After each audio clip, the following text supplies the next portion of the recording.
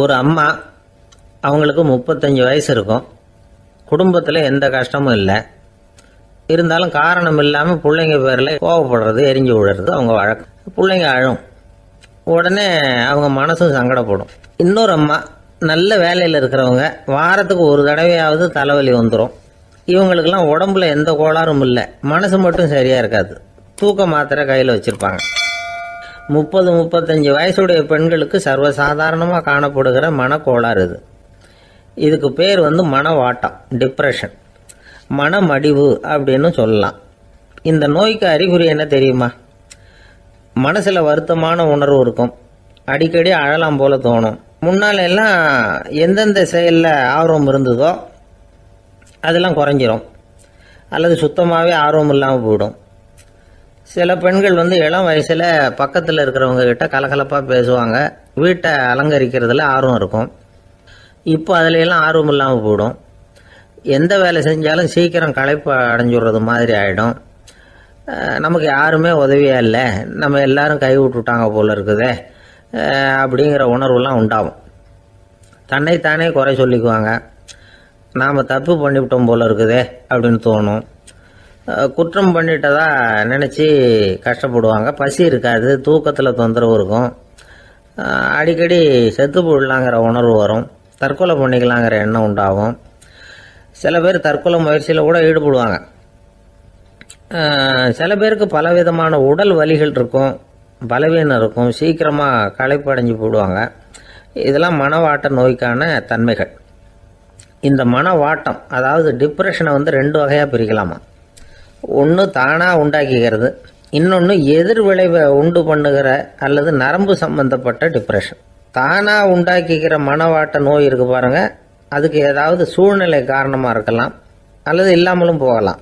மூளையில் டொப்பாமைன் அல்லது செரட்டோனின் இதோட அளவு குறையும் பொழுது இந்த டிப்ரெஷன் உண்டாகுது. இதுக்கு ஓரளவு பிறவி காரணங்கள் கூட இருக்கலாம்.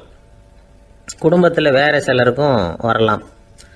பாதிக்கப்பட்ட பெண்ணை பார்க்கறதுக்கு பலவீனமாக தெரியும், கடுமையான குற்ற உணர்வு இருக்கும், தனியாக இருக்கிறதுக்கு ஆசைப்படுவாங்க, நடுராத்திரியில் எழுந்திரிச்சு உட்காந்து கஷ்டப்பட்டுக்கிட்டு இருப்பாங்க, கொடூரமான முறையில் தற்கொலை பண்ணிக்க முயற்சி பண்ணுவாங்க, தீ வச்சுக்கிறது, அமிலத்தை குடிக்கிறது, தூக்கில் தொங்குறது. இப்படி தானாக வரவழைச்சிக்கிற மனவாட்ட நோய் மறையக்கூடிய நோய்.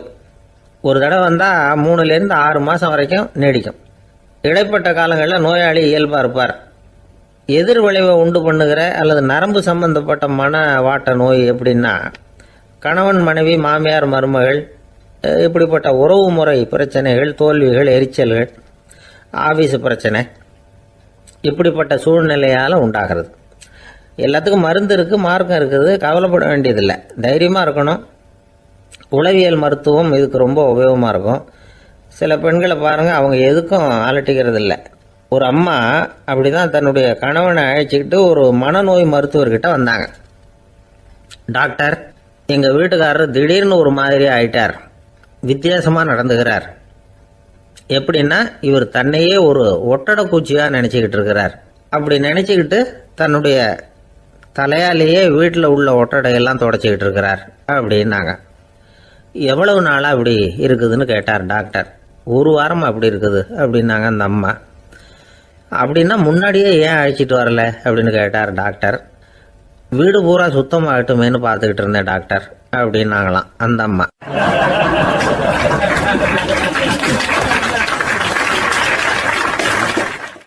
ஒரு ஊரில் ஒரு ஞானி இருக்கிறார், ரொம்ப பெரிய ஞானி, ரொம்ப வயசாயிட்டுது.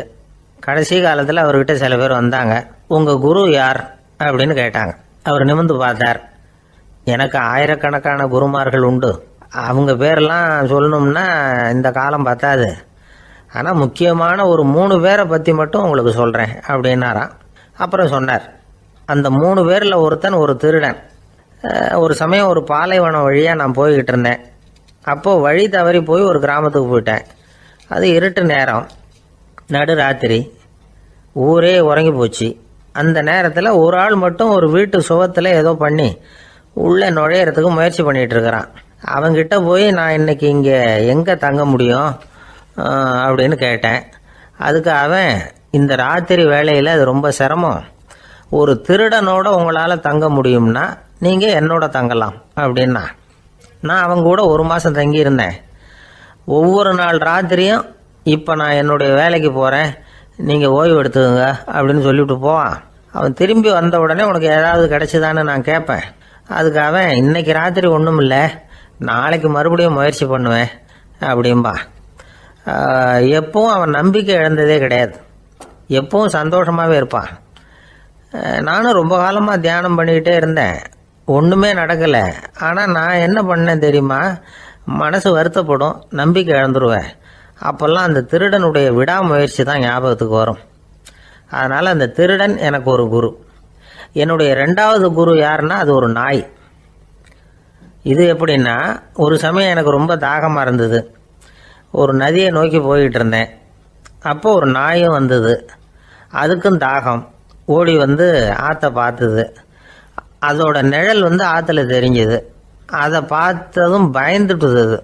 அதாவது அது தன்னுடைய சொந்த உருவத்தையே கண்டு பயந்தது. அதை பார்த்து குறைக்குது, திரும்பி ஓடிச்சு. ஆனால் அதுக்கு தாகம் அதிகமாக இருந்ததுனால அது மறுபடியும் திரும்பி வந்தது. பார்த்தா மறுபடியும் தண்ணியில் நாயோட உருவம் தெரியுது. இப்படி சில தடவை பண்ணிச்சு. இருந்தாலும் கடைசியில் தண்ணியில் குதிச்சுட்டுது துணிஞ்சி. இப்படி குதித்த உடனே அதோட உருவமும் மறைஞ்சுட்டுது. இதை பார்த்தேன். நான் என்ன புரிஞ்சுக்கிட்டேன்னா, எவ்வளவு தான் பயம் இருந்தால் கூட ஒருத்தன் தைரியமாக காரியத்தில் இறங்கணும் அப்படிங்கிறத புரிஞ்சுக்கிட்டேன். இந்த போதனை அந்த நாய்கிட்ட இருந்து எனக்கு கிடைச்சிது. இது ஒன்று. அடுத்தது என்னுடைய 3வது குரு யாருன்னா அது ஒரு சின்ன குழந்தை.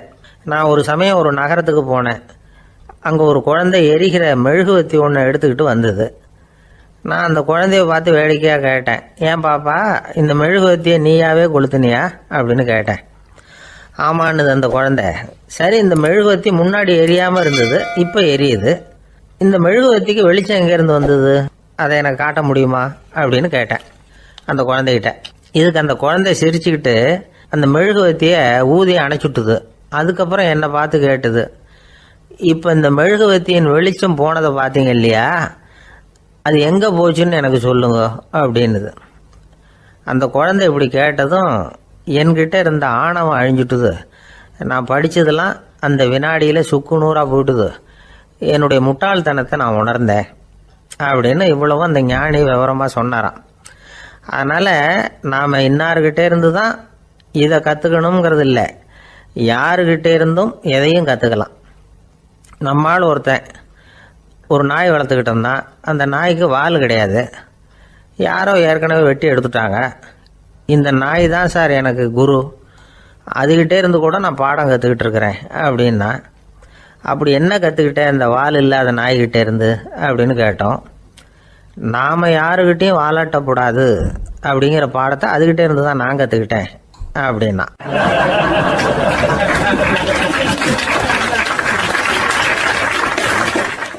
இந்த உலகத்தில் எவ்வளவோ உயிரினங்கள் இருக்குது, ஒவ்வொன்றும் ஒவ்வொரு விதமாக சண்டை போடுது. இப்போ 2 மாடு சண்டை போட்டுக்குதுன்னு வச்சுங்க, என்ன பண்ணும், 2 முட்டிக்கும். அதுக்கு சண்டை போடுறதுக்கு ஆயுதமாக உபயோகப்படுறது அதோட கொம்பு. 2 சேவல் சண்டை போட்டுக்குதுன்னு வச்சுங்க, அதுக்கு ஆயுதமாக உபயோகப்படுறது அதோட கால் நகம். காலால் தான் அது ஒன்றோட ஒன்று சண்டை போட்டுக்கும். ஆனால் 2 மனுஷன் சண்டை போட்டுக்கிறான்னு வச்சுங்க, இவன் இன்னதை தான் ஆயுதமாக உபயோகப்படுத்துவான்னு குறிப்பிட்டு சொல்ல முடியாது. கல்லை எடுப்பான், கத்தி எடுப்பான், துப்பாக்கி எடுப்பான், என்ன வேணாலும் பண்ணுவான். வாயால் திட்டுவான், கையால் அடிப்பான், காலால் உதைப்பான், சகலகலாக வல்லவன். விலங்குகள்லாம் பொதுவாக வாயை சாப்பிட்றதுக்கு மட்டும்தான் உபயோகப்படுத்துது. ஆனால் இவனுக்கு சாப்பிட்றதுக்கும் அதுதான், சாப்பிட்டு விட்டு திட்டுறதுக்கும் அதுதான். ஆனால் ஒரு விஷயத்தில் மட்டும் கெட்டிக்கிறேன். அதாவது நாம் சண்டை போட்டுக்கிட்டாலும் பரவாயில்லை, கோழிகள் சண்டை போடாமல் இருக்கணும் அப்படின்னு ஆசைப்படுறான். எதுக்காக? கோழிகள் சண்டை போடாமல் இருந்தால் நிறைய முட்டைகள் போடுமா, அதுக்காக தான் இந்த அக்கறை. கோழி பண்ணை வச்சிருக்கிறவங்களுக்கு இது ஒரு பெரிய பிரச்சனை. அதாவது பண்ணையில் இருக்கிற கோழிகளுக்குள்ளே அடிக்கடி சண்டை வந்துடும், அதனால் முட்டை உற்பத்தி குறைஞ்சிரும். சரி, இதுக்கு என்ன பண்ணுறது? பண்ணையில் போய் உட்காந்துக்கிட்டு தினமும் பஞ்சாயத்து பேசிகிட்டு இருக்க முடியுமா? அமெரிக்காவில் கோழி பண்ணை வச்சிருக்கிற ஒருத்தர் இதை பற்றி யோசனை பண்ணி பார்த்தாராம். ஒரு வழியையும் கண்டுபிடிச்சிருக்கார். கோழிக்கெல்லாம் மூக்கு கண்ணாடி மாட்டி விட்டுட்டோம்னா அது சண்டை போடுற குணம் குறைஞ்சிரும், முட்டை அதிகமாகிடும். அந்த கண்ணாடியில் உள்ள லென்ஸு சிவப்பு நிறத்தில் இருக்கணும், அவ்வளவுதான் அப்படின்னு அவர் கண்டுபிடிச்சாராம். இது ஏற்கனவே நடைமுறையில் கண்டுபிடிக்கப்பட்ட ஒரு விஷயம். ஆனால் எல்லா கோழிக்கும் சிவப்பு மூக்கு கண்ணாடி எப்படி மாட்டி விடுறது? அப்படியே மாட்டி விட்டாலும் அது நழுவாமல் இருக்கணுமே. இப்போ நாமெல்லாம் நடு விரலால் மூக்கு கண்ணாடி நடுவில் தொட்டு அப்படி ஸ்டைலாக சரி பண்ணிக்கிறோம். அது மாதிரி கோழி எப்படி சரி பண்ணிக்கும்? இதுதான் பிரச்சனை.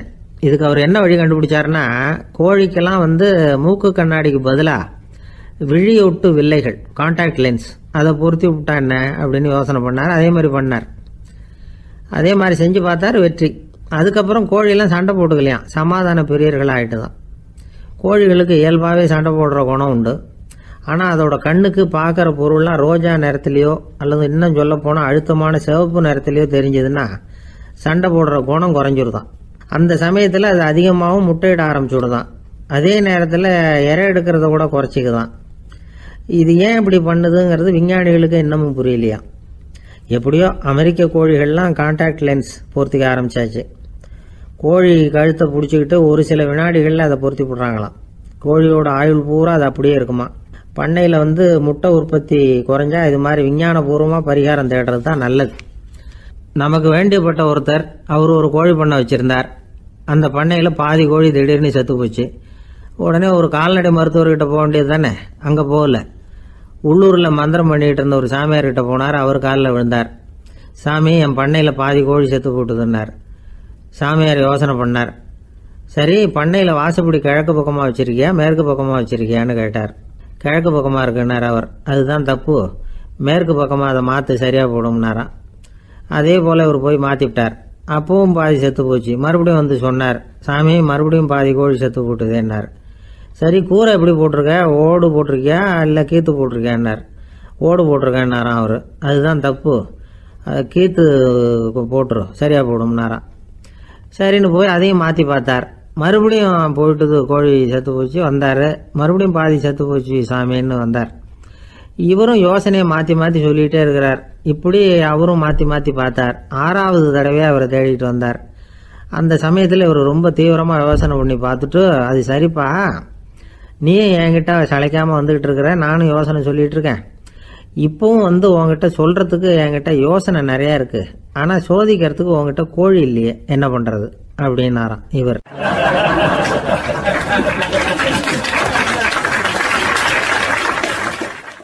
ஒரு ஊரில் ஒரு பெரிய ஞானி இருந்தார். அவர் படுக்கையில் இருந்தார். இன்னும் கொஞ்ச நேரம்தான் அவர் இந்த உலகத்தில் இருக்க போகிறார். அவரை சுற்றி ஏகப்பட்ட கூட்டம். ஏற்கனவே அவருடைய உபதேசங்களை கேட்டவங்க பல பேர் அவரை சுற்றி நிற்கிறாங்க. அந்த ஞானி மெதுவாக கண்ணை திறந்து பார்க்குறார். எல்லாரும் அவருடைய கடைசி வார்த்தையை கேட்கறதுக்காக அவளோட காத்துக்கிட்டு இருக்கிறாங்க. அந்த ஞானி மெதுவாக பேச ஆரம்பித்தார். நான் என்னுடைய வாழ்நாள் பூராவும் உங்களுக்கு நிறைய போதனைகள் சொல்லிக்கிட்டு இருக்கிறேன். பேரானந்தம், மகிழ்ச்சி, தியானத்தன்மை, இதை பற்றியெல்லாம் சொல்லியிருக்கிறேன். இப்போ நான் வேற ஒரு கரைக்கு போய்கிட்டு இருக்கிறேன். நான் இனிமேல் இந்த கரையில் இருக்க மாட்டேன். நீங்கள் நான் சொன்னதையெல்லாம் கேட்டீங்க, ஆனால் எதையும் நீங்கள் நடைமுறைப்படுத்தி பார்க்கல. எல்லாம் கேட்டதோடு சரி, அதோட விட்டுவிட்டீங்க. அப்புறம் அதை தள்ளி போட்டுக்கிட்டே வந்துட்டீங்க. மேலும் அதை தள்ளி போடுறதுல எந்த பிரயோஜனமும் கிடையாது. இப்போ நான் போய்கிட்டு இருக்கிறேன். உங்களில் யாராவது என்னோட வர்றதுக்கு தயாரா அப்படின்னு கேட்டார். அவ்வளவுதான். யாரும் வாயை திறக்கல. ஒரே மௌனம், சத்தமே இல்லை. ஒருத்தர் பார்த்துக்கிட்டே நிற்கிறாங்க. அந்த கூட்டத்தில் ஒரு ஆள் அந்த ஞானி கூடவே 40 வருஷத்துக்கு மேலே இருந்திருக்கிறான். அவனும் வாயை திறக்காம இன்னொருத்தன் முகத்தை பார்த்துக்கிட்டே நிற்கிறான். இந்த சமயத்தில் பின்னாடி நின்றுக்கிட்டு இருந்த ஒருத்தன் கையை தூக்கினான். ஞானி அவனை பார்த்தார். சரி, ஒருத்தனுக்காவது நம்மோட வர்றதுக்கு தைரியம் இருக்குது அப்படின்னு நினைச்சார். ஆனால் அந்த ஆள் என்ன சொன்னான் தெரியுமா? ஐயா, நீங்கள் கேட்குறப்போ நான் உடனே எழுந்திருக்கல, கையை மட்டும்தான் தூக்கினேன். என்ன காரணம்னா, நான் எப்படி அடுத்த கரைக்கு சேர்றதுங்கிறது தெரிஞ்சுக்கிறதுக்காக தான். அந்த விவரத்தை மட்டும் இப்போ உங்ககிட்ட இருந்து நான் தெரிஞ்சுக்க ஆசைப்படுறேன். ஏன்னா இப்போ நான் உங்கள் கூட வர்றதுக்கு தயாராக இல்லை. எவ்வளவோ காரியங்களை நான் இன்னும் இங்கே முடிக்க வேண்டியிருக்குது. வீட்டுக்கு ஒரு விருந்தினர் வந்திருக்கிறார். என்னுடைய இளைய மகனுக்கு கல்யாணம் பண்ணி வைக்கணும். அதனால் இன்றைக்கி உங்கள் கூட வர முடியாது. அது மட்டும் இல்லை, இப்போ உங்கள் கூட அடுத்த கரைக்கு வந்தால் திரும்பி வர முடியாதுன்னு வேறு சொல்கிறீங்க. அதனால் இப்போ நான் வரல. இன்னொரு நாள் நிச்சயமாக நான் வர்றேங்க, உங்களை சந்திக்கிறேன். அதனால் இப்போ நீங்கள் இன்னொரு தடவை எங்களுக்கு விளக்கமாக சொல்லணும். ஏற்கனவே பல தடவை சொல்லியிருக்கிறீங்க. தயவு பண்ணி இப்போ ஒரு தடவை சொன்னீங்கன்னா சௌகரியமாக இருக்கும். அந்த அடுத்த கரையை அடையிறது எப்படி? இப்போ ஒரு தடவை அதை விளக்கமாக சொல்லிட்டீங்கன்னா நல்லா ஞாபகப்படுத்திக்குவேன். அது சரியான சமயம் வர்றப்போ இது எனக்கு உதவியாக இருக்கும் அப்படின்னு நானா. ஆனால் உண்மை என்ன தெரியுமா? அந்த சரியான சமயம் வரவே இல்லை. அப்படிங்கிறது தான் உண்மை. இப்படி அந்த கதை முடியும். இந்த கதை அந்த ஒரு ஆளுக்கு மட்டும் இல்லை, கிட்டத்தட்ட எல்லாருக்குமே அது பொருந்தும் அப்படிங்கிறாங்க விவரம் தெரிஞ்சவங்க. எல்லாருமே அந்த சரியான தருணத்துக்காக தான் காத்துக்கிட்டு இருக்கிறாங்களாம். அதுக்காக ஜோசியம் பார்க்குறாங்க, கைரேகை பார்க்குறாங்க, நாளைக்கு என்ன நடக்குங்கிற ஆவலில் எல்லாரும் காத்துக்கிட்டு இருக்கிறாங்க. ஆனால் அந்த ஒரு நாள் ஒருபோதும் வரப்போகிறதில்ல. நீங்கள் தள்ளி போடுறதுக்காக பல அர்த்தமில்லாத காரணங்களை தேடுறீங்க அப்படிங்கிறார் ஒரு ஞானி. காத்திருக்கிறதுலேயே நம்ம காலம் ஓடி போயிடுது. ஏன்னா இன்னைக்கு நாம் சிந்திக்கிறது நாளைக்கு நாம் சிந்திக்கிறது இல்லை. ஒவ்வொரு நாளும் ஒவ்வொரு மாதிரி போயிடுது. நாளைக்கு மறுநாளை பற்றியே சிந்திக்கிறோம். இப்படியே அது பாட்டுக்கு போயிடும். கரையை தொட்டு பார்க்குறது எப்போ, இதுதான் கேள்வி. நமக்கு வேண்டியப்பட்ட ஒருத்தர் ஒரு ரயில்வே பிளாட்ஃபாரத்தில் நின்றுட்டு இருக்கிறார். அங்கே இருக்கிறவங்க கிட்ட கேட்குறாராம், விசாரிக்கிறார், ஏங்க கிழக்க போகிற ரயில் போயிட்டுதுங்களான்னாராம். போயிட்டுதுன்னு இருக்கிறாங்க. கொஞ்ச நேரம் கழிச்சு ஏங்க மேற்க போகிற ரயில் போயிட்டுதுங்களான்னு கேட்டிருக்காரு. போயிட்டுதுங்களான் இருக்காங்க. அப்புறம் கொஞ்ச நேரம் கழிச்சு மறுபடியும் ஏங்க 10:30 மணி வண்டி போயிட்டுதான்னு கேட்டிருக்காரு. தொடர்ந்து காலையிலேருந்து சாயந்தரம் வரைக்கும் இப்படி ஒரே இடத்துல நின்றுட்டு கேட்டுக்கிட்டே இருக்கிறார். இதை பார்த்துக்கிட்டு இருந்த ஒருத்தர் அவர்கிட்ட ஏங்க நீங்கள் எங்கே போகணும் அப்படின்னு கேட்டாராம்.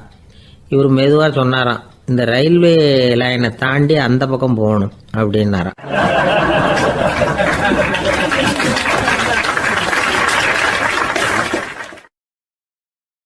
ஆஃபீஸில் வேலை பார்க்குற ஒருத்தர் வந்தார். பேசாமல் ஒரு 10 நாள் லீவு போட்டுடலாமா பார்க்குறேன் அப்படின்னார். ஏன்னு கேட்டோம். என்னுடைய மேலதிகாரி ஒரு முசுடு சார், அவர்கிட்ட வேலை பார்க்குறது ரொம்ப கஷ்டமாக இருக்குது அப்படின்னார். ஆஃபீஸில் வேலை பார்க்குறவங்கெல்லாம் ஒரு விஷயத்தை நல்லா ஞாபகத்தில் வச்சுக்கணும். மேலதிகாரிங்கிறவர் ஒரு பெரிய மகான் இல்லை, அவரும் ஒரு மானிட பிறவி தான். சராசரி மனுஷனுக்கு உள்ள பலம் பலவீனம் ரெண்டும் அவருக்கும் உண்டு. அதனால் அவரை கொஞ்சம் அனுசரித்து போகிறதுக்கு பழகிறது தான் நல்லது. மேலதிகாரிகளில் பல வகை உண்டு. அதில் முக்கியமாக 3 வகை. அதில் ஒரு வகை எப்படி தெரியுமா? உங்களை ஒரு வேலை செய்கிற மெஷினாக மட்டுமே நினைக்கக்கூடிய வகை. இவங்கள்லாம் எப்படின்னா, எங்கேயாவது வெளியூர் போயிருந்தா கூட அங்கேருந்து ஃபோன் பண்ணுவாங்க, அந்த வேலை என்னாச்சு, இந்த வேலை என்னாச்சு அப்படின்னு. இவங்களுக்கெல்லாம் உங்கள் நலனை பற்றியோ உங்கள் குடும்பத்தை பற்றியோ அக்கறை இருக்காது. நீங்கள் சொல்கிற யோசனை எதுவும் இவங்ககிட்ட எடுபடாது. கொடுத்த வேலையை பாரு, நீ எனக்கு புத்தி சொல்ல வேணாம் அப்படிம்பாங்க. இவங்களை அனுசரித்து போகிறதுக்கு ஒரே வழி, இவங்க எதை சொன்னாலும் சரின்னு சொல்லிவிட்டு வேலையை கவனிக்க வேண்டியது தான். இவங்ககிட்ட வேற எந்த கேள்வியும் கேட்டுக்கிட்டு இருக்கக்கூடாது. ஆமாம் சாமி போடுறது கௌரவ குறைச்சல் இல்லை, அது ஒரு அலுவலக சௌகரியம், அவ்வளவுதான். இன்னொரு வகையான மேலதிகாரிகள் எப்படி தெரியுமா? இவங்கெல்லாம் ஆஃபீஸ் வேலையை பற்றி அதிகமாக கவலைப்பட்டுக்கிட்டு இருக்க மாட்டாங்க. தங்களுடைய சொந்த இமேஜ் பாதிக்கப்படக்கூடாதுங்கிறதுலையே கவனமாக இருப்பாங்க. இவங்கெல்லாம் அடிக்கடி உங்கள் நலனை விசாரிப்பாங்க. அதே மாதிரி நீங்களும் அவரை விசாரிக்கணும்னு எதிர்பார்ப்பாங்க. இந்த ரக அதிகாரிகளுக்கெல்லாம் புது வருட வாழ்த்து அனுப்பலாம், பிறந்தநாள் வாழ்த்து அனுப்பலாம். அவருக்கு எங்கேயாவது ஒரு பாராட்டு விழா நடந்தால் முதல் வரிசையில் போய் உட்காந்து உங்கள் முகத்தை காட்டலாம். ஆஃபீஸ் வேலையை மட்டுமே பார்க்குற பணியாளர்கள் இது மாதிரி அதிகாரிகள்கிட்ட நல்ல பேர் வாங்க முடியாது. இன்னொரு வகையான மேலதிகாரிகள் உண்டு. அவங்க எப்படின்னா, ஆஃபீஸ் வேலையை பற்றியும் கவலைப்பட மாட்டாங்க, தனக்கு கீழே வேலை பார்க்குறவங்கள பற்றியும் கவலைப்பட மாட்டாங்க. எக்காரணம் கொண்டும் தன்னுடைய பொசிஷனுக்கு ஆபத்து வந்துடக்கூடாதுன்னே நினைக்கக்கூடியவங்க இவங்க. இவங்களால் கடுமையான வேலை செய்யவும் முடியாது, தீர்மானிக்கவும் முடியாது. எந்த முடிவையும் எடுக்காமல் அப்படியே தள்ளி போட்டுக்கிட்டே போடுவாங்க எல்லாத்தையும். இதனால் என்ன ஆகும்னா, இவருக்கு கீழே வேலை பார்க்குற உங்களுக்கு பொறுப்பு அதிகமாகிடும். இவங்ககிட்ட போய் பிரச்சனையை மட்டும் சொல்லி பிரயோஜனம் இல்லை, அதுக்கான முடிவுகளை நீங்களே சொல்லணும். அப்போ தான் இது மாதிரி அதிகாரிகள்கிட்ட நல்ல பேர் வாங்கலாம். அட்லீஸ்ட் கெட்ட பேர் வாங்காமலாவது காலம் தள்ளலாம். ஆஃபீஸில் வேலை பார்க்குறவங்க முக்கியமாக சில விஷயங்களை ஞாபகத்தில் வச்சுக்கணும். ஆஃபீஸில் நடக்கிற நல்லது கெட்டது எதுவாக இருந்தாலும் உடனடியாக மேலதிகாரிகிட்ட தெரிவிக்கிறது நல்லது. 3வது மனிதர் மூலமாக அதை அவர் தெரிஞ்சுக்கிறது அவ்வளவு நல்லதில்லை. எந்த மேலதிகாரியுமே தான் இந்த சர்பாஸ் செய்யப்படுறத விரும்புறதில்லை. அதனால் அவருக்கு தெரியாமல் மேலிடத்துக்கு மணி எழுதி போடக்கூடாது. அப்படி எழுதி போடுறவங்க சில பேர் இருக்கிறாங்க. நீங்களும் உங்கள் மேலதிகாரியும் தொழில் ரீதியாக ஒரே படிப்பு படித்தவராக இருக்கலாம். அப்படி இருந்ததுன்னா அட்ஜஸ்ட் பண்ணி போகிறது கொஞ்சம் கஷ்டம்தான். இதை மனசில் வச்சுக்கிட்டு நடந்துக்கணும். உங்களுக்கும் அவருக்கும் அபிப்பிராய பேதமா, அது அவருக்கும் உங்களுக்கும் உள்ள தனிப்பட்ட பிரச்சனை. அதை விளம்பரப்படுத்திக்கிட்டு இருக்கக்கூடாது, அது அவருடைய கோபத்தை கிளறும். உங்கள் மேலதிகாரி உங்கள் கூட படித்தவராக இருக்கலாம், அதுக்காக அவரை எல்லாருக்கும் முன்னாடி அடைய கிச்சாமி எப்படா இருக்க அப்படின்லாம் கேட்டுக்கிட்டு இருக்கக்கூடாது. பொதுவாக யாரும் அதை விரும்புறதில்லை. இவ்வளவையும் உங்கள் மனசில் வச்சுக்கிட்டு கொஞ்சம் சாமர்த்தியமாக நடந்துக்கிட்டிங்கன்னா ஆஃபீஸ் உங்களுக்கு அவஸ்தையாக இருக்காது, ஆனந்தமாக இருக்கும். ஒரு மேலதிகாரி தன்கிட்ட வேலை பார்க்குற ஒருத்தரை பற்றி ரொம்ப பெருமையாக சொன்னாராம். எங்கள் ஆஃபீஸில் எவ்வளவோ பேர் வேலை பார்க்குறாங்க. எல்லாரும் தினமும் வந்து ஏதாவது பிரச்சனைகளை சொல்லிகிட்டு இருப்பாங்க. ஆனால் இவர் ஒருத்தர் மட்டும்தான் இது வரைக்கும் என்கிட்ட வந்து எந்த பிரச்சனையும் சொன்னதே இல்லை. அவர் பாட்டுக்கு வருவார், வேலை பார்ப்பார், போயிடுவார் அப்படின்னாராம். நான் உடனே அவ்வளவு பெருமைக்குரிய அந்த ஊழியரை பார்த்து கேட்டேன், ஏன்பா உன்னுடைய மேலதிகாரிகிட்ட நீ எந்த பிரச்சனையும் கொண்டுகிட்டு போகிறதே இல்லையாமே அப்படின்னு கேட்டேன். அதுக்கு அவர் சொல்கிறாரு, ஆமாங்க, அது ஏன்னா அவரால் எந்த பிரச்சனையுமே தீர்க்க முடியாதுங்கிறது எனக்கு நல்லா தெரியும், அதனால் அப்படி செய்கிறேன், வேற ஒன்றும் இல்லை அப்படின்னார் ரொம்ப பொறுமையாக.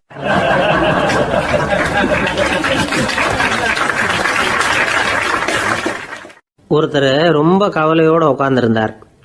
எதை பற்றி சார் கவலைப்படுறீங்கன்னு கேட்டோம். எதிர்காலத்தை பற்றி கவலைப்படுறேன்னார். ஏன்னு கேட்டோம்.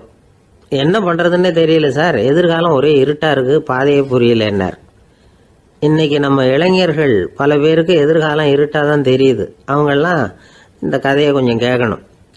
ஒரு மலை அடிவாரத்தில் ஒரு சின்ன கிராமம். அந்த மலை ரொம்ப உயரமானது. அடர்த்தியாக செடி கொடிகள் மரங்கள் அதில் மண்டி கிடக்குது. பகல் வேளையில் இருட்டாக தான் இருக்கும், அவ்வளோ அடர்த்தி. அந்த மலை உச்சியில் ஒரு கோவில். நாள் ராத்திரியே புறப்பட்டாதான் காலையில் அந்த கோயிலுக்கு போய் சேர முடியும். கிராமத்து இளைஞன் ஒருத்தன் அந்த மலை உச்சிக்கு போக வேண்டியிருந்தது.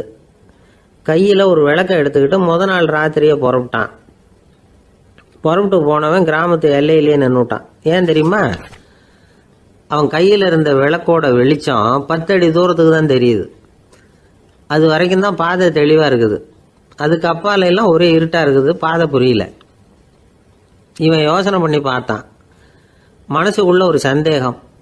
10 அடி தூரம் தானே வெளிச்சம் தெரியுது, அப்படின்னா நாம் 10 அடி தூரம் தானே போக முடியும். அதுக்கும் அந்தாண்ட ஒரே இருட்டாக இருக்குது, அதில் எப்படி நாம் நடந்து போகிறது? நாம் ரொம்ப தூரம் நடந்து போய் ஆகணுமே. அப்படிப்பட்ட நினப்பெல்லாம் அவனுக்கு வந்துவிட்டது. இதுதான் அவன் மனசில் ஏற்பட்ட தயக்கம். இப்படி யோசிச்சுக்கிட்டே அந்த இளம் ஆசாமி புறப்பட்ட இடத்துலயே நின்றுக்கிட்டு இருக்கிறான். அந்த சமயத்தில் ஒரு வயசான பெரியவர் அந்த பக்கமாக வந்தார். அவர் கையில் இதை விட சின்னதாக ஒரு விளக்கு வச்சுருந்தார். அது எப்படின்னா அது ஒரு 5 அடி தூரத்துக்கு தான் வெளிச்சம் காட்டுது, அவ்வளவு சின்ன விளக்கு. அவரும் மலை உச்சிக்கு போகிறதுக்காக தான் வந்துக்கிட்டு இருக்கிறார். அவரை பார்த்து இவன் கேட்டான், என்ன பெரியவரே, இவ்வளவு சின்ன விளக்கை வச்சுக்கிட்டு அவ்வளவு தூரத்துக்கு எப்படி மலையேற போகிறீங்க அப்படின்னு கேட்டான். நீ ஏன் இப்படி தயங்கிட்டே நிற்கிறேன்னு கேட்டார் பெரியவர். என்கிட்ட இருக்கிற விளக்கு 10 அடி தூரத்துக்கு தான் பாதையை காட்டுதுன்னா.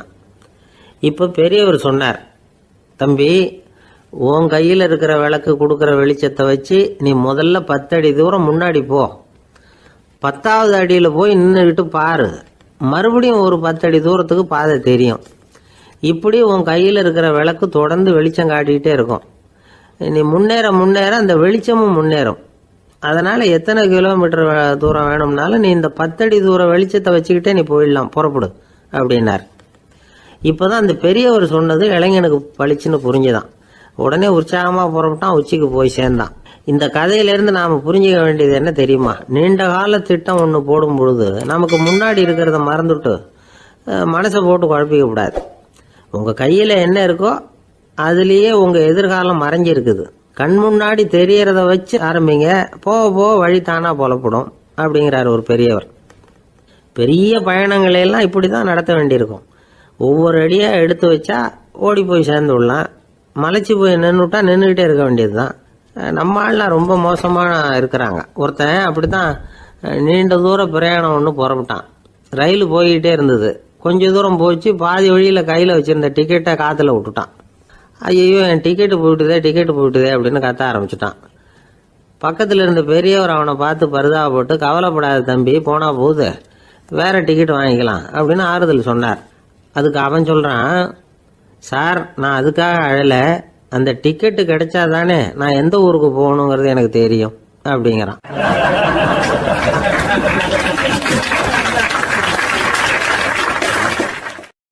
ஒரு நண்பர் யாருக்கோ ஃபோன் பண்ணிட்டு இருந்தார். அவர் பேசி முடிச்சதும் நான் அவரை பார்த்து, இப்போ ஃபோன் பண்ணீங்களே, அந்த ஃபோன் நம்பர் என்ன அப்படின்னு கேட்டேன். அவர் தலையை சொரிஞ்சுக்கிட்டார், ஞாபகம் வரலன்னார். சரி சார், அதை விடுங்க, உங்கள் மனைவி பேர் என்ன அப்படின்னு கேட்டேன். மாலதின்னார். என்ன சார் இது வேடிக்கை, கொஞ்ச நேரத்துக்கு முன்னாடி பேசின ஃபோன் நம்பர் மறந்து போச்சு. எப்போவோ கல்யாணம் பண்ணிக்கிட்ட மனைவி பேர் மறக்கலை, அதை கரெக்டாக சொல்லிவிட்டீங்களே அப்படின்னு கேட்டேன். அவர் என்ன ஒரு மாதிரியாக பார்த்தார். அவர் அப்படி என்னை பார்த்ததில் ஒன்றும் தப்பு இல்லை. ஏன்னா நாம் எல்லாருமே அப்படித்தானே. ஒரு குறிப்பிட்ட காரியத்துக்காக தொலைபேசியில் ஒருத்தட்ட பேசுகிறோம்.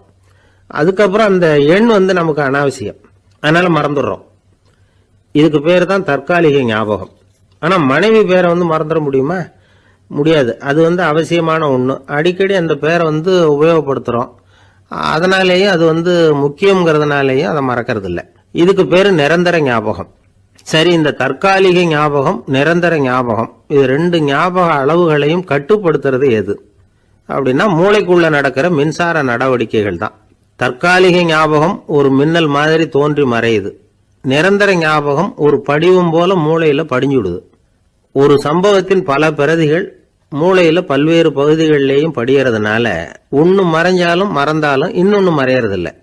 இப்படிப்பட்ட நிலைமையில தான் தொண்டையில இருக்கு, வாயில வரமாட்டேங்குது சார் அப்படிமா. ஒருத்தருக்கு எந்த துறையில ஆர்வமும் ஈடுபாடும் அதிகமோ அது சம்பந்தமான ஞாபக சக்தி அதிகமா இருக்கும். தொழிலை விரும்புகிற ஒரு டெலிபோன் ஆபரேட்டருக்கு எண்கள்லாம் நல்ல ஞாபகம் இருக்கும். அது மாதிரி கவிஞர்களுக்கு வார்த்தைகள் நல்ல ஞாபகத்தில் இருக்கும். இது ஒரு பக்கம் இருந்தாலும் ஒரு மூளை எண்களை விட எழுத்துக்களை விட படங்களை ரொம்ப சுலபமா ஞாபகத்தில் வச்சுக்குது. புரிஞ்சுக்கிற தன்மை, அனுபவம், புத்தி கூர்மை இது கூடி குறையிறத பொறுத்து ஞாபக சக்தியும் ஏறும் இறங்கும். இப்போ உதாரணத்துக்கு ஒரு பையனுக்கு படித்தது எதுவும் ஞாபகத்தில் இல்லைன்னா அவன் அதை சரியாக புரிஞ்சுக்கலன்னு அர்த்தம். இந்த மறதிங்கிறது எந்த சமயத்தில் ஒரு பிரச்சனை ஆகுது தெரியுமா? உங்களுக்கு வேண்டியப்பட்ட ஒருத்தரை ஞாயிற்றுக்கிழமை சாயந்தரம் சரியாக 5 மணிக்கு கடற்கரைக்கு வர சொல்லிவிட்டு அந்த நேரத்தை மறந்துட்டா அது பரவாயில்ல, வர சொன்னதையே மறந்துட்டாதான் நிலைமை மோசம்னு அர்த்தம். இப்படி இருந்தால் இது சிகிச்சை எடுத்துக்க வேண்டிய நிலைமைங்கிறத புரிஞ்சுக்கணும். ஆமாம், இதுக்கும் மருந்து இருக்கு. ஆனால் மூளை குறிப்பிட்ட அளவுக்கும் கீழே இயங்குறப்போவோ இன்னொன்று சொல்லுவாங்க, இந்த நியூரோ டிரான்ஸ்மிட்டர் அப்படின்னு சொல்லுவாங்க.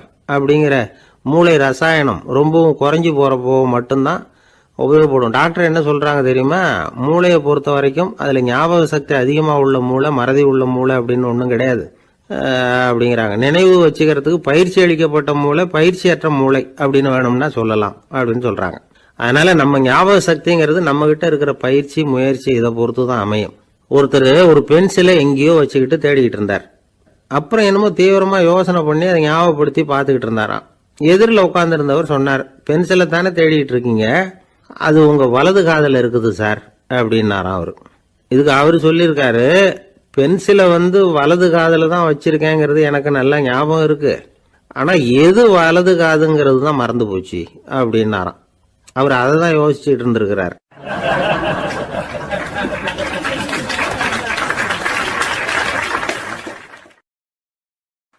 ஒருத்தர் ஓடி வந்தார். இன்னொருத்தரை பார்த்து, சார் உங்க சைக்கிளை ஒரு நாள் இரவல் கொடுங்களேன், பக்கத்து ஊருக்கு போயிட்டு வர வேண்டியிருக்கு அப்படின்னார். இவர் சைக்கிளை கொடுத்து பத்திரமா கொண்டுட்டு போங்கன்னார். சார் இதை பத்திரமா கொண்டு போறேன், கவலையே வேணாம், ஏன்னா இது உங்களோட சைக்கிள் அப்படின்னு நான் நினைக்கல, என்னோட சைக்கிளா நினைக்கிறேன் அப்படின்னார். அதுக்கப்புறம் தான் இவருக்கு உண்மையாவே பயம் வந்துட்டுது. ஏன்னா அவர் சொன்னது மாதிரி அதை தன்னோட சைக்கிளாவே நினைச்சு தள்ளிட்டு போட்டா என்ன பண்றது? எது எதை நம்முடையதா நினைக்கணுங்கிறதுக்கு ஒரு வரையறை இருக்கு. சில பேர் ஆபீஸையே வீடா நினைச்சு விடுறது உண்டு. அப்படிப்பட்டவங்க கூட வீட்டை ஆபீஸா நினைக்கிறது இல்லை. ஏன்னா வீட்டில் இவர் ஆபீஸரா நடந்துக்க முடியறதில்ல. இதெல்லாம் ஒரு பக்கம் இருக்கட்டும், இப்போ விஷயத்துக்கு வருவோம். பொறியியல் மேதை டாக்டர் விஸ்வேஸ்வர ஐயா இருந்தார் இல்லையா, பாரத ரத்னா விருதெல்லாம் கொடுத்தாங்களே. ஆபீஸ் வேலை வேற, சொந்த வேலை வேற அப்படிங்கிறதுக்கு ஒரு உதாரணமா இருந்தவர் அவர். மைசூர் மகாராஜா கிட்ட திவானா இருந்தார். அவர் ஒரு நாள் அரசாங்க வேலை காரணமா வெளியூர் போயிருந்தார். ஹாசன்கிற ஊருக்கு பக்கத்துல ஒரு பயண மாளிகை, அங்க தங்கிவிட்டார். ராத்திரி அங்க தங்கி இருந்துட்டு விடிஞ்சதும் ஊருக்கு திரும்புறதாக திட்டம். ராத்திரி தூங்குறதுக்கு ரொம்ப நேரம் ஆயிட்டுது. ரொம்ப நேரம் வரைக்கும் அரசாங்க சம்பந்தப்பட்ட வேலைகளையே பார்த்துக்கிட்டு இருக்கிறார். அரசாங்க ஃபைல்கள் நிறைய இருந்தது. அதையெல்லாம் ஒவ்வொன்றா எடுத்தார், படித்து பார்த்தார், பரிசீலனை பண்ணார். அதில் எழுத வேண்டியதை எழுதினார், கையெழுத்து போட்டார். ஒரு வழியாக அந்த வேலையெல்லாம் முடிஞ்சுது. அதுக்கப்புறம் என்ன பண்ணார்னா, தன்னுடைய சூட்கேஸை திறந்தார். அதிலிருந்து 2 மெழுகுவத்தியை எடுத்து கொளுத்தி வச்சார். அந்த பயண மாளிகையில் அது வரைக்கும் எரிஞ்சுக்கிட்டு இருந்த மின்சார விளக்குகளை அணைச்சுட்டார். அதுக்கு பிறகு அந்த மெழுகுவத்தி வெளிச்சத்தில் சில புத்தகங்களை தொடர்ந்து படிக்க ஆரம்பிச்சிட்டார். அந்த பயண மாளிகையில் பணியாளராக இருந்தவர் இதை பார்த்துட்டு ஓடி வந்தார். மறுபடியும் மின் விளக்கு போடுறதுக்காக போனார். விஸ்வேஸ்வரையா அதை பார்த்துட்டு போட வேணாம்ட்டாராம். இது வரைக்கும் நான் அரசாங்க அலுவல்களை கவனிச்சுக்கிட்டு இருந்தேன், அதனால மின் விளக்குகள் அப்போ எரிஞ்சதில் தப்பு இல்லை. இப்போ நான் புத்தகம் படிச்சுக்கிட்டு இருக்கேன், இது என்னுடைய சொந்த வேலை. இங்கே இருக்கிற மின் விளக்கு அதுக்காக ஏன் எரியணும் அப்படின்னு கேட்டாராம். இப்போ இருக்கிற சில அரசு பணியாளர்கள்கிட்ட இந்த சம்பவத்தை பேச்சோட பேச்சா சொல்லி பார்த்தேன். அவங்களால இதை ஜீரணிக்கவே முடியல. நேர்மை தேவைதான் சார், அதுக்காக அவ்வளவு தூரத்துக்கு அது தேவையா அப்படிங்கிறாங்க. விஸ்வேஸ்வரையா அப்படி பண்ணினது தான் ஒரு நேர்மையாளர் அப்படின்னு இந்த உலகத்துக்கு நிரூபிக்கணுங்கிறதுக்காக இல்லை. தான் அப்படி நடந்து காட்டினா தன்னை சுற்றி இருக்கிறவங்களும் அதை கேள்விப்படுறவங்களும் முடிஞ்ச அளவுக்கு பொது வாழ்க்கையில் அரசு பணியில் நேர்மையை கடைபிடிக்க முயற்சி பண்ணலாமே அப்படிங்கிறதுக்காகத்தான். இப்போவும் சில பேர் இருக்கிறாங்க, இவங்க ஆஃபீஸ் வேற வீடு வேறன்னு நினைக்கிறது இல்லை, அவ்வளோ உரிமை. ஒருத்தர் அப்படிதான், அவருக்கு அவசரமாக 5000 ரூபா தேவைப்பட்டது. ஆஃபீஸு பணத்தை எடுத்துக்கிட்டார். அந்த நேரம் பார்த்து ஆடிட் வந்துட்டுது, ஆப்பிட்டுக்கிட்டார். விசாரணை நடக்குது. அவர் சொல்கிறார், சார் நான் நேரம் காலம் பார்க்காம ஆஃபீஸில் வேலை செய்வேன், ஏன்னா அதை என்னோட ஆஃபீஸாக நினைக்கிறேன். அவசரத்துக்கு அந்த பணத்தை எடுத்தேன், மறுபடியும் வச்சுடலாம்னு தான் இருந்தேன், அதுக்குள்ளே இப்படி ஆகிட்டுது. நீங்கள் என்ன நினச்சாலும் சரி, நான் ஆஃபீஸ் வேற வீடு வேற அப்படின்னு நினைக்கிறது இல்லை, அது என்னோட சுபாவம் அப்படின்னார். விசாரணை பண்ணவர் தீர்ப்பு வழங்கினார். உங்கள் சுபாவத்துக்கு மதிப்பு கொடுத்து நானும் தீர்ப்பு வழங்குறேன். நீங்கள் கொஞ்ச நாள் ஜெயிலில் இருந்துட்டு வாங்க, அது உங்களுக்கு கஷ்டமாக இருக்காதுன்னு நினைக்கிறேன். ஏன்னா அங்கே போனாலும் நீங்கள் உங்கள் சுபாவப்படி வீடு வேற ஜெயில் வேறன்னு நினைக்க மாட்டீங்க அப்படின்னாராம்.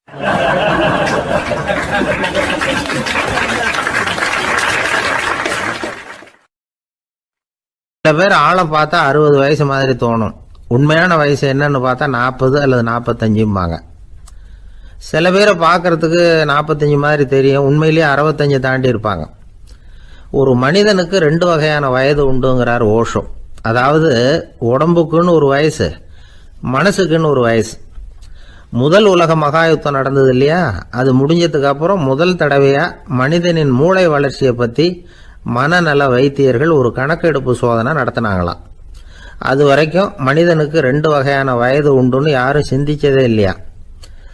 அந்த உலக மகாயுத்தம் முடிஞ்சதுக்கு அப்புறம் மனிதனுடைய சராசரி மனதின் வயதை கணக்கிட்டு பார்க்கும் பொழுது அவங்களுக்குலாம் ரொம்ப அதிர்ச்சியாக இருந்துதான்.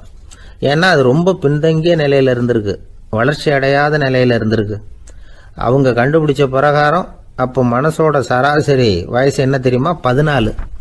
அப்படின்னா பார்த்துங்க, உடல் ரீதியாக ஒருத்தரோட வயசு 70 கூட இருக்கலாம், ஆனால் மனசோட வயசு 14 தான். இதுக்கு நேர்மாறாக அமைஞ்சு போச்சுன்னு வச்சுங்க. அதாவது ஒருத்தருக்கு உண்மையிலேயே 14 வயசு, அதாவது உடலோட வயசு 14, அவரோட மனசின் வயசு 70ன்னு வச்சுக்கோங்க. இப்படி அமைஞ்சுட்டுதுன்னா அவர் சீக்கிரம் ஞானத்தன்மை அடைஞ்சிருவார் அப்படின்னு அர்த்தம். இப்போ நமக்கெல்லாம் உடம்போட வயசு மனசோட வயசு ரெண்டும் ஒன்றா இருந்துட்டா அதுவே போதும், அதுவே பெரிய விஷயம். இப்போ எமர்சன் கிட்ட போய் ஒருத்தர் கேட்டாரா, உங்கள் வயசு என்ன அப்படின்னு. அவர் உடனே பதில் சொல்லியிருக்கார், 360 வருஷம் அப்படின்னாராம். கேட்டவர் குழம்பி போயிட்டார். அவர் என்ன சொல்கிறாரு, 360 வயசா, என்ன நம்ம காதில் தான் சரியாக விழலையா? எமர்சன் எப்பவும் உண்மையை பேசுகிற ஒரு சிறந்த அறிவாளி, அவர் இப்படிலாம் பொய் சொல்ல மாட்டாங்க அப்படின்னு ஒரு யோசனை பண்ணிக்கிட்டே இவர் மறுபடியும் அவர் கிட்ட போனாராம். ஐயா, நீங்கள் சொன்னது சரியாக என் காதில் விழலை, அதனால் மறுபடியும் கேட்குறேன், உங்கள் வயசு என்ன அப்படின்னாராம். எமர்சன் மறுபடியும் சொல்லியிருக்கிறார், 360 வருஷம்னு. வந்தவருக்கு உண்மையிலேயே அதிர்ச்சியாக போட்டுது. அதுக்கப்புறம் மெதுவாக ஆரம்பித்தாராம், ஐயா நீங்கள் சொல்கிறத என்னால் ஏற்றுக்க முடியாது, எப்படி பார்த்தாலும் இப்போ உங்களுக்கு வயசு ஒரு 60க்கு மேலே இருக்காதுன்னு நினைக்கிறேன் அப்படின்னாராம். நீங்கள் சொல்கிறது சரிதான், அது என் உடம்போட வயசுன்னாராம் எமர்சன். அப்படின்னா ஏற்கனவே நீங்கள் சொன்னது அப்படின்னு கேட்டிருக்காரு, அது என் மனசோட வயசு அப்படின்னாராம். நம்மளை பொறுத்த வரைக்கும் அறிவு தூசு படிஞ்சிருக்கு, அது மாதிரியே அன்பும் மாசுபட்டிருக்கு. இது ரெண்டையும் சுத்தம் பண்ண வேண்டியிருக்குது, அப்போ தான் நாம் சரியான வயசில் வாழ முடியும். ஒரு ஆசாமி இருக்கிறார், அவருக்கு உடம்போட வயசு அதிகம், மனசோட வயசு ரொம்ப குறைச்சல், குழந்தை மாதிரி. அவர் ஒரு ஆஸ்பத்திரியில் படுத்திருக்கிறார். நர்சம்மா எல்லாருக்கும் மருந்து கொடுத்துட்டு போகிறாங்க. கொஞ்ச நேரம் கழித்து திரும்பி வந்தாங்க.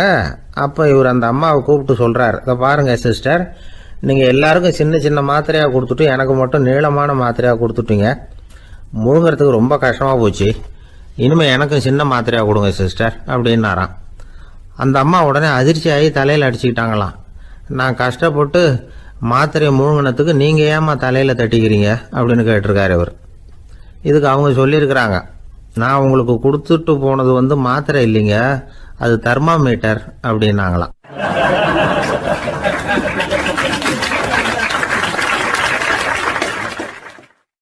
ஒரு நண்பர் சினிமா படம் தயாரிக்கிறவர், அவர்கிட்ட ஒரு நாள் பேசிக்கிட்டு இருந்தேன். அது எப்படி சார், நீங்கள் எடுக்கிற எந்த படமும் கையை கடிக்காத அளவுக்கு எடுத்துடுறீங்களே, அது எப்படின்னு கேட்டேன்.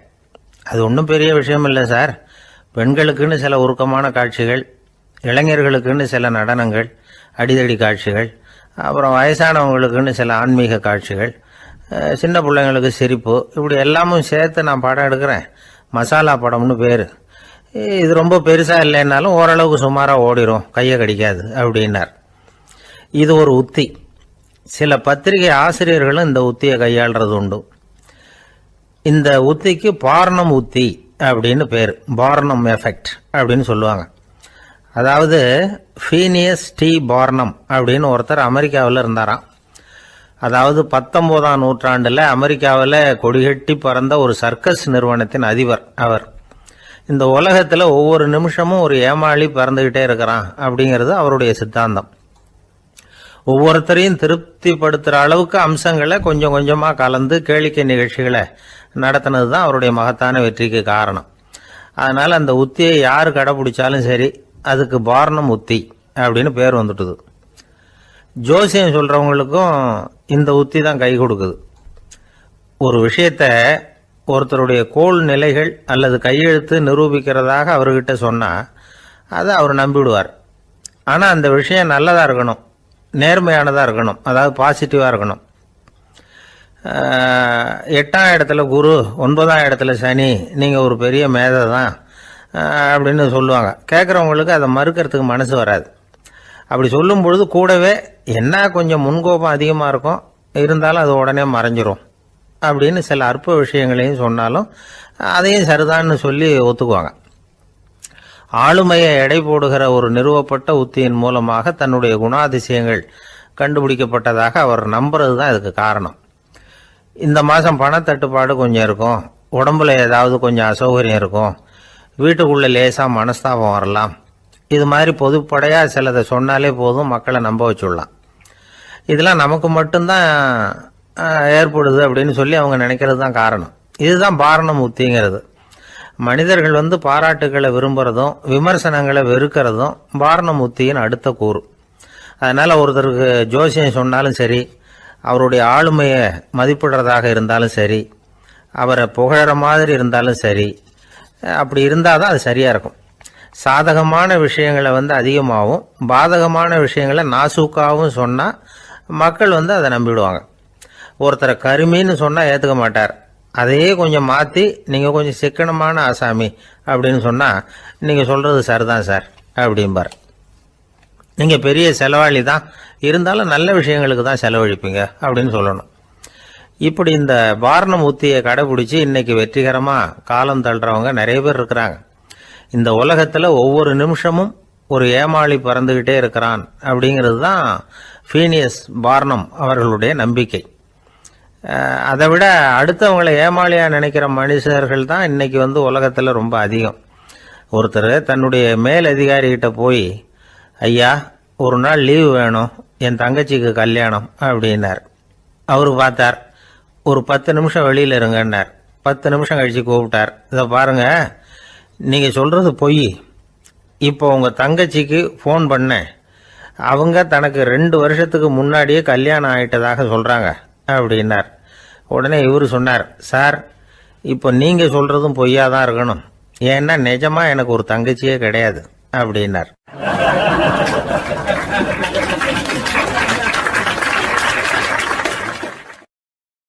ஒரு நீதிமன்றம், அங்கே ஒரு கொலை வழக்கு சம்பந்தமாக விசாரணை நடந்துக்கிட்டு இருக்குது. அந்த வழக்கறிஞர் ரொம்ப தீவிரமாக வாதாடிக்கிட்டு இருக்கிறார். தன்னுடைய கட்சிக்காரர் நிரபராதிங்கிறது அவருக்கு நல்லா தெரியும். அதனால தான் அவர் சார்பாக வாதாடுறதுக்கே ஒத்துக்கிட்டார். அப்படி அவர் மும்முரமாக வாதாடிக்கிட்டு இருக்கிற சமயத்தில் அவசரமாக தந்தி ஒன்று வந்து சேர்ந்தது. அதை வாங்கி படித்து பார்த்தார். அதுக்கப்புறம் அதை மடித்து தன்னுடைய கோட்டு பையில் வச்சுக்கிட்டு தொடர்ந்து வாதாட ஆரம்பிச்சிட்டார். பேசி முடித்தார். அதுக்கப்புறம் அங்கே கோர்ட்டில் இருந்த சக வக்கீல்கள் அவர்கிட்ட வந்தாங்க. தந்தி ஒன்று வந்ததே, என்ன விஷயம் அப்படின்னு விசாரிச்சாங்களாம். அப்போ அவர் சொல்லியிருக்கிறார், ஊரில் சிகிச்சைக்காக போயிருந்த என்னுடைய மனைவி இறந்து போனதாக தந்தி வந்திருக்குது அப்படின்னாராம். மற்ற வக்கீல்களுக்கு அதிர்ச்சி. என்னங்க இது, மனைவி இறந்ததை விட கேஸு முக்கியமாக உங்களுக்கு அப்படின்னு கேட்டிருக்கிறாங்க. இறந்து போன என் மனைவி மறுபடியும் திரும்பி வர போகிறதில்ல. ஆனால் என்னுடைய கட்சிக்காரர் ஒரு கொலை வழக்கில் மாட்டிக்கிட்டார். அவரும் நிரபராதி. அவர் உசுரை நான் காப்பாற்ற வேணாமா? இதுதான் என்னுடைய கடமை அப்படின்னாராம். இப்படி இவர் சொன்னதும் எல்லாரும் அப்படியே திகைச்சு போய் நின்றுட்டாங்களாம். சரி, கடமைக்கு முக்கியத்துவம் கொடுத்த அந்த வழக்கறிஞர் யார் தெரியுமா? அவர் தான் இரும்பு மனிதர் சர்தார் வல்லபாய் பட்டேல். குஜராத் மாநிலத்தில் 1875 அக்டோபர் 31 அன்றைக்கு ஜாவேரி பாய் அப்படிங்கிறவருக்கு 4வது பிள்ளையாக அவர் பிறந்தாராம். இந்த ஜாவேரி பாய் யார் தெரியுமா? ஜான்சி ராணி லட்சுமி பாய் போர் படையில் ஒரு வீரராக பணிபுரிஞ்சவர். இளம் வயசில் வல்லபாய் பட்டேல் ரொம்ப சிரமப்பட்டு படிச்சிருக்கார். விடாமுயற்சி வெற்றியை கொடுத்தது. கல்லூரியிலையும் காலடி வச்சார். அதுக்கப்புறம் வக்கீல் பட்டத்தையும் வாங்கினார். பிரிட்டிஷ் ஆட்சி நடந்துக்கிட்டு இருந்த சமயம் குஜராத்தை சேர்ந்த பர்டோலி தாலுக்காவில் விவசாயிகள் மேலே அரசாங்கம் திடீர்னு நில வரியை வசதி விட்டு தான். ஏழை விவசாயிகள் ரொம்ப கஷ்டப்பட்டுருக்காங்க. அரசாங்கம் வரி செலுத்தாத விவசாயிகளின் நிலங்களையெல்லாம் ஜப்தி செஞ்சுதான். அரசாங்கத்தை எதிர்க்கிறவங்களையெல்லாம் கைது பண்ணி சிறையில் அடைச்சுட்டாங்களாம். சில பேர் வீடு வாசல் ஆடு மாட்டையெல்லாம் விற்று கூட வரி கட்ட வேண்டிய நிலைமைக்கு ஆளாயிட்டாங்க.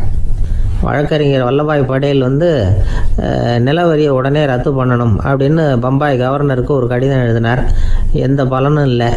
உடனே எல்லா விவசாயிகளையும் அணி திரட்டினார். அதுக்கு தானே தலைமை தாங்கினார். சத்தியாகிரகம் நடத்தினார். அந்த பகுதியில் எந்த வேலையும் நடக்கலை. வேறு வழி இல்லை. ஆட்சியாளர்கள் உடனே வரியை ரத்து பண்ணாங்க. சிறையில் இருந்தவங்களெல்லாம் வெளில விட்டாங்க. 1928 ஆகஸ்ட் 6 சர்க்காருக்கும் விவசாயிகளுக்கும் இடையில் ஒரு உடன்பாடு ஏற்பட்டது. அதுக்கப்புறம் தான் நிலைமை சரியாக போச்சான். வல்லபாய் பட்டேலின் பொது சேவையை பாராட்டின பொதுமக்கள் அவருக்கு சர்தார் அப்படிங்கிற பட்டத்தை கொடுத்தாங்களாம். சர்தார்னா தலைவர் அல்லது தளபதின்னு அர்த்தம். இரும்பு மனிதர்னு இவருக்கு பேர். இருந்தாலும் நகைச்சுவை உணர்வும் இவருக்கு நிறைய உண்டு. ஒரு தடவை ஒரு பத்திரிகை நிருபர் வந்திருக்கார். சர்தார் பட்டேல்கிட்ட அவருக்கு பிடிச்ச பண்பாடு கலாச்சாரம் எது அப்படின்னு கேட்கணும்னு ஆசை. அதனால் அவரை பார்த்து கேட்டாராம், ஏங்க உங்களுக்கு பிடிச்ச கல்ச்சர் எது அப்படின்னு கேட்டிருக்கார். இதுக்கு சர்தார் பட்டேல் சொன்ன பதில் என்ன தெரியுமா? எனக்கு பிடிச்ச கல்ச்சர் அக்ரிகல்ச்சர் அப்படின்னாராம்.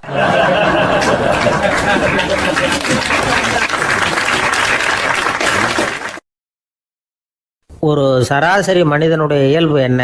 இன்பம் வந்தால் துள்ளி குதிப்பான், துன்பம் வந்தால் சோர்ந்து போய் ஒரு மூலையில் உட்காந்துருவான்.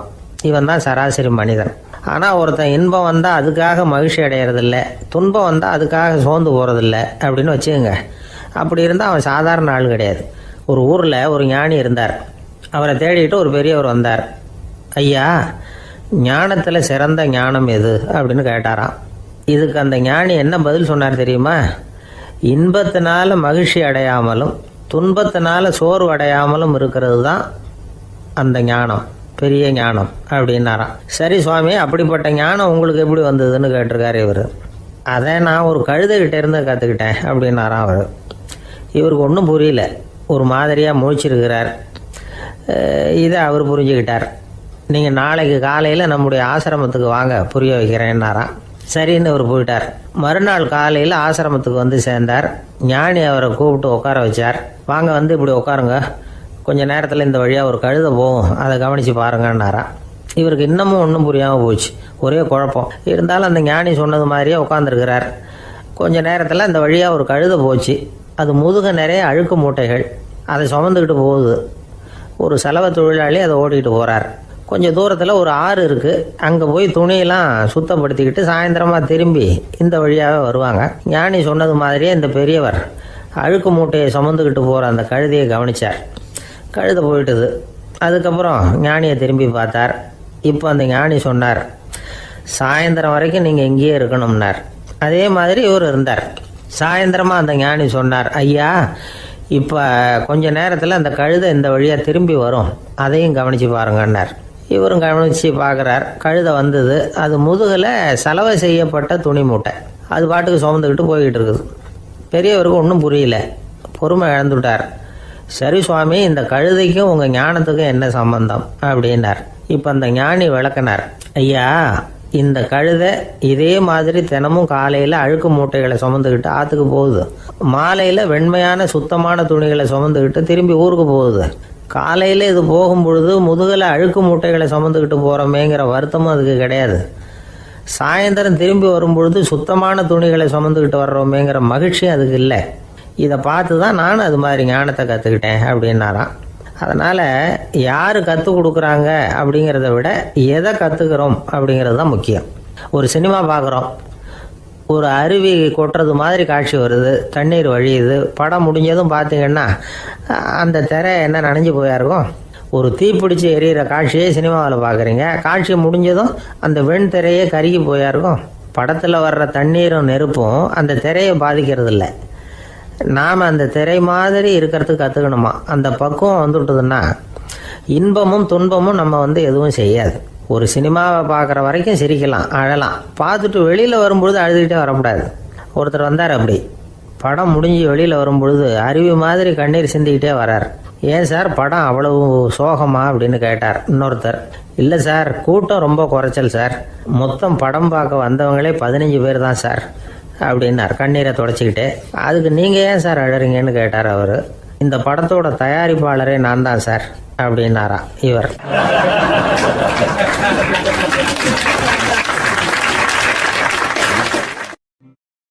ஒரு நண்பர் வந்தார். ரொம்பவும் இறுக்கமாக உடை அணிஞ்சிருந்தார். அதாவது ஆடைக்குள்ளே அவர் மாட்டிக்கிட்டு இருந்தது மாதிரி தெரிஞ்சது. ஏன் துணி குறைச்சலாக எடுத்துட்டிங்களா அப்படின்னு கேட்டோம். இல்லைங்க, எனக்கு எப்போவுமே இறுக்கமாக உடை அணிகிறது தான் பிடிக்கும் அப்படின்னார். ஒருத்தர் எப்படி உடை அணிகிறார் அப்படிங்கிறத வச்சு அந்த ஆள் எப்படிப்பட்டவர் அப்படிங்கிறத கண்டுபிடிச்சிடலாம். உடை அணிகிற விதம் ஒருத்தருடைய மனநிலையை வெளிப்படுத்துதான். இப்போ இறுக்கமான உடை அணிகிறவங்க பொதுவாக மன நிம்மதி இல்லாதவங்களாக இருப்பாங்களாம், கோபக்காரங்களாக இருப்பாங்களாம்.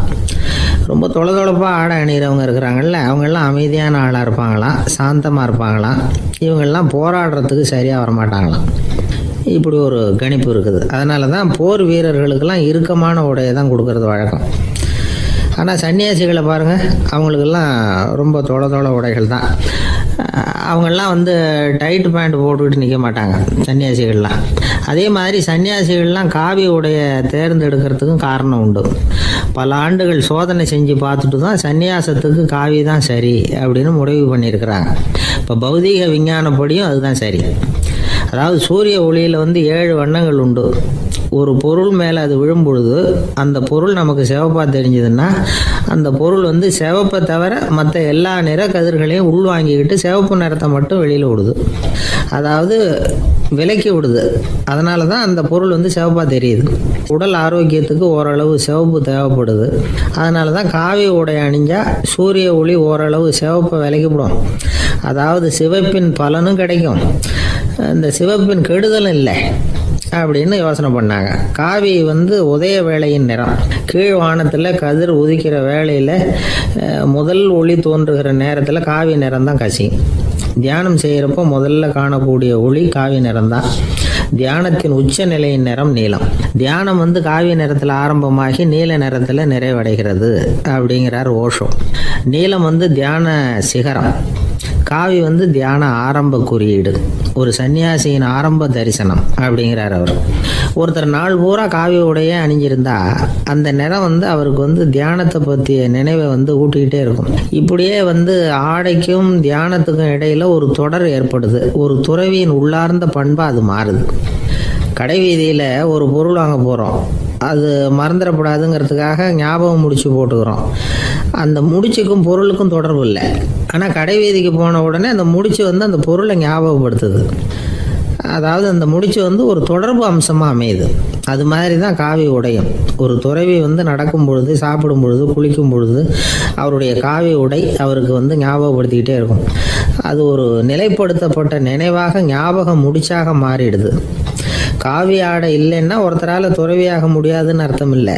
அதே நேரத்தில் காவி ஆடையால் ஒன்றும் பிரயோஜனம் இல்லை, அதில் ஒன்றும் அர்த்தம் இல்லை அப்படின்னு சொல்லிட முடியாது. இதுதான் உண்மை. இவ்வளவு தூரம் காவி ஆடையை பற்றி சொல்கிறதுனால எல்லாரும் சன்னியாசியாக போடுங்கோ அப்படின்னு நாம் சொல்கிறதாக யாரும் நினச்சிடக்கூடாது. மனசுக்கும் நிறத்துக்கும் உள்ள சம்பந்தத்தை தெரிஞ்சுக்கிறதுக்காக தான் இவ்வளவும். நமக்கு தெரிஞ்ச நண்பர் ஒருத்தர் இருக்கிறார், ஆஃபீஸில் வேலை பார்க்குறவர். ஒவ்வொரு மாதமும் 20ஆம் தேதிக்கு பிறகு அவரை போய் பார்த்தீங்கன்னா காவி உடை அணிஞ்சிக்கிட்டு கண்ணை மூடிக்கிட்டு கை ரெண்டையும் விரித்து வச்சுக்கிட்டு தியானத்திலே உட்காந்துருப்பார். ஏன் இப்படி பண்ணுறீங்கன்னு கேட்டேன். அதாவது 20ஆம் தேதிக்கு பிறகு என் கையில் ஒரு பைசா கூட கிடையாது, ஒரு சன்னியாசி லெவலில் இருக்கிறேன், என்கிட்ட எதுவும் செலவுக்கு கேட்காத அப்படின்னு என் மனைவிக்கு நாசூக்காக உணர்த்துறதுக்காக அப்படி உட்காந்துருப்பேன் அப்படின்னு விளக்கம் கொடுக்குறார் அவர்.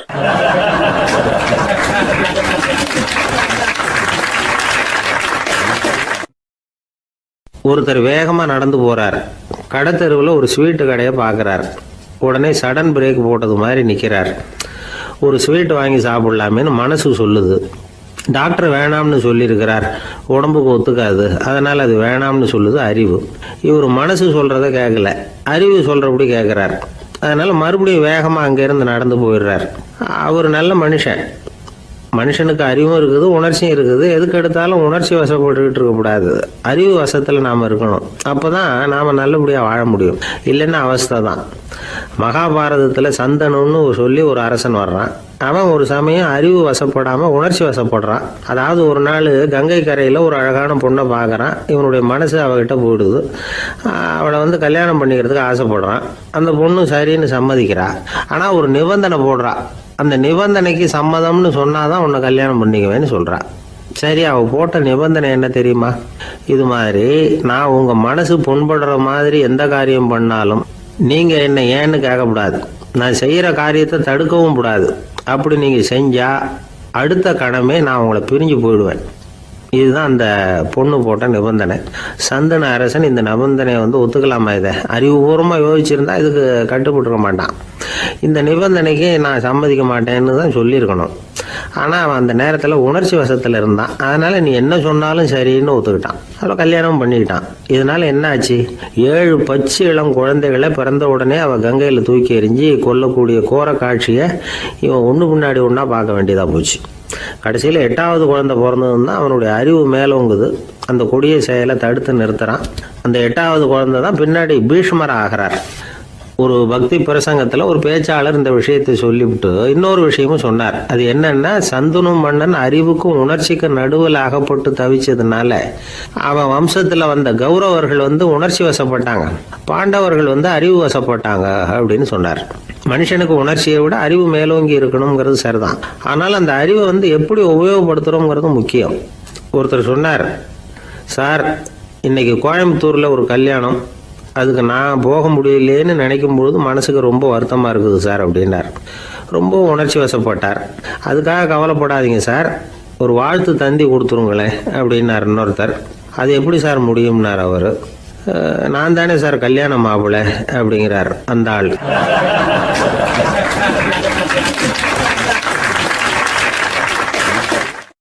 ஒரு சின்ன பையன் என்னை தேடிட்டு ஓடி வந்தான். ஒரு கதை சொல்லுங்கன்னா, சொந்தமாக எதுவும் தெரியாத என்ன, உங்களுக்கு சொந்தமாக எதுவும் தெரியாதுன்னு எனக்கும் தெரியும் அப்படின்னா. இந்த பையன் அடிக்கடி என்கிட்ட கதை கேட்குறவன், அதனால் என்னோட ரகசியம்லாம் அவனுக்கு அத்துப்படி. அதனால தான் அவ்வளவு தெளிவாக அடிச்சு விட்றான். சரி, இப்போ என்ன செய்யலாம்னு, பழைய கதை ஏதாவது ஒன்று சொல்லுங்களேன்னா. உனக்கு கிருஷ்ணதேவராயரை தெரியுமான்னு. அவர்கிட்ட நேரில் பழக்கம் இல்லை, ஆனால் அவரை பற்றி புஸ்தகத்தில் படிச்சிருக்கேன்னா. சரி, இவங்கிட்ட மேற்கொண்டு பேச்சு கொடுத்தா நம்மளை ஒரு மாதிரி ஆக்கி விடுவான் அப்படிங்கிறத யூகம் பண்ணிட்டு அவனை உட்கார வச்சு கடைசி வரைக்கும் குறுக்க பேசக்கூடாது அப்படின்னு ஒரு கண்டிஷனையும் போட்டுட்டு அந்த கதையை சொன்னேன். ஒரு சமயம் கிருஷ்ணதேவராயர் சமஸ்தானத்துக்கு ஒரு பெரிய வித்வான் சேர்ந்தாராம். என்னோட போட்டி போடுறதுக்கு இந்த ஊரில் யாராவது இருக்கீங்களா அப்படின்னு சவால் விட்டாராம். அந்த ஊரில் இருந்த பெரிய பெரிய வித்வான்லாம் இது ஏதுடா வம்பா போச்சுன்னு நினைக்க ஆரம்பிச்சிட்டாங்க. யாரும் அந்த ஆளோட போட்டி போடுறதுக்கு தயாராக இல்லை. எல்லாரும் நடுங்கிக்கிட்டு இருக்கிறாங்க. அந்த நேரத்தில் ஒருத்தன் மட்டும் தைரியமாக முன்னுக்கு வந்தான். அது யாருன்னா தெனாலிராமன். அந்த சமஸ்தானத்தில் விகட கவி அவன். என்ன அனுப்புங்க போட்டிக்கு, நான் ஜெயிச்சு காட்டுறேன்னா. உனக்கு அவ்வளவு தைரியம் இருக்குதா அப்படின்னு கேட்டாங்க. தைரியம் மட்டும்தான் என்கிட்ட இருக்குது, ஆனால் தைரியம் இருந்தால் அதிர்ஷ்டம் தேடிட்டு வருங்கிறது எனக்கு தெரியும் அப்படின்னா. அடுத்த நாள் போட்டி ஆரம்பமாச்சு. அந்த பெரிய வித்வான் வந்து நின்னார். தெனாலிராமன் எதிரில் வந்து நின்னான். அந்த வித்வான் ஒரு விரலை காட்டினார். தெனாலிராமன் பதிலுக்கு 2 விரலை காட்டினான். வித்வான் 3 விரலை காட்டினார். இவன் உடனே 4 விரலை காட்டினான். உடனே 5 விரலை காட்டினார் அவர். தெனாலிராமன் உடனே தன்னுடைய கை முஷ்டியை காட்டினான், கையை மூடி காட்டினான். அவ்வளோதான். அந்த பெரிய வித்வான் கிருஷ்ணதேவராயர் காலில் விழுந்தார். நான் தோத்துட்டேன், என் தோல்வியை ஒத்துக்கிறேன் அப்படின்னு சொல்லிவிட்டார். கிருஷ்ணதேவராயர் அவரை தனியாக அழைச்சிட்டு போய் என்ன நடந்ததுன்னு விசாரித்தார். அந்த வித்வான் விளக்கம் கொடுத்தார். ஆண்டவன் ஒருவன் தான் உண்டுங்கிறத விளக்கறதுக்காக நான் ஒரு விரலை காட்டினேன். அப்படி இல்லை, சக்தியை சேர்த்தா சக்தி சிவன் 2 பேர் உண்டுன்னு உங்கள் வித்வான் 2 விரலை காட்டினார். மூர்த்திகள் 3 பேருங்கிறதுக்காக நான் 3 விரலை காட்டினேன். வேதங்கள் 4ன்னு சொல்லி ஒரு 4 விரலை காட்டினார். பஞ்சபூதங்கள் 5ன்னு நான் 5 விரலை காட்டினேன். அதையெல்லாம் அடக்கி ஆளணும்னு சொல்லி அவர் கையை மூடி உறுதியாக காட்டினார். அடடா, உங்கள் வித்வானுக்கு எப்பேற்பட்ட அறிவு! அவர் தான் ஜெயிச்சார், நான் தோத்துட்டேன் அப்படின்னார் அவர். அப்படி சொல்லிவிட்டு அவர் போயிட்டார். அதுக்கப்புறம் தெனாலிராமனை கூப்பிட்டு என்னப்பா நடந்தது அப்படின்னு கேட்டாராம். அதுக்கு தெனாலிராமன் விளக்கம் கொடுத்துருக்குறான். அவன் முதல்ல என்னை கொன்னுடுவேன்னு அந்த வித்வான் ஒரு விரலை காட்டினான். உடனே ஒரு 2 கண்ணையும் தோண்டி போடுவேங்கிறதுக்காக நான் 2 விரலை காட்டினேன். உனக்கு நாமம் போட்டுருவேன்னு சொல்லி 3 விரலை காட்டினான். அதை அழிச்சிருவேன்னு 4 விரலை காட்டினேன். உன்னை அரைஞ்சிருவேன்னு அவன் 5 விரலை காட்டினான். நான் உங்களை குத்தி போடுவேன்னு சொல்லி கையை மூடி காட்டினேன் அப்படின்னா. இப்போ பாருங்க, ஜெயிச்சது யார்? தைரியம் மட்டும் இருந்துட்டா அதிர்ஷ்டம் தானாக தேடி வருங்கிறது எவ்வளவு உண்மையாக போச்சு. அதனால் நாம் எப்பவும் தைரியமாக இருக்கணும்னு சொல்லிவிட்டு என் எதிரில் கதை கேட்டுட்டு உட்காந்துருந்த சின்ன பையனை பார்த்தேன். அவன் என்னை நிமிர்ந்து பார்த்தான். அவன் தன்னோட கை கால் 2ஐயும் ஒரு மாதிரியாக என் முன்னால் தூக்கி 20 விரலை காட்டினான். எனக்கு ஒன்றும் புரியல.